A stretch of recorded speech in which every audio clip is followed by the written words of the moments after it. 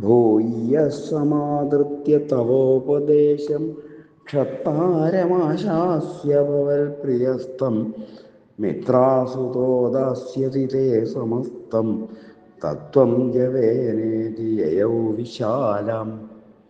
പിന്നീട് അങ്ങയുടെ ഉപദേശത്തെ ബഹുമാനിച്ച് അങ്ങയുടെ പ്രിയപ്പെട്ടവനായ ആ ഉദ്ധവർ ആ വിതുരരെ ആശ്വസിപ്പിക്കുകയും മൈത്രേയ മഹർഷി അങ്ങയ്ക്ക് എല്ലാ തത്വവും അധികം താമസിയാതെ ഉപദേശിച്ചു തരും എന്ന് പറയുകയും ചെയ്ത ശേഷം ബദരികാശ്രമത്തിലേക്ക് പോയി.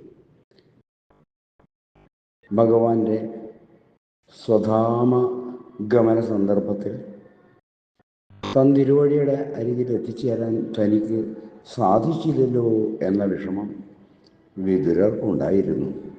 എന്നാൽ വിതുരർക്ക് ആത്മതത്വം ഉപദേശിക്കാൻ ഭഗവാൻ തന്നെ മൈത്രേയ മഹർഷിയെ ചുമതലപ്പെടുത്തിയിരുന്നു.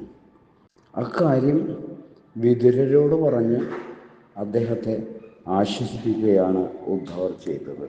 സർവത്ര ഗോവിന്ദനാമ സങ്കീർത്തനം. ഗോവിന്ദ ഗോവിന്ദ.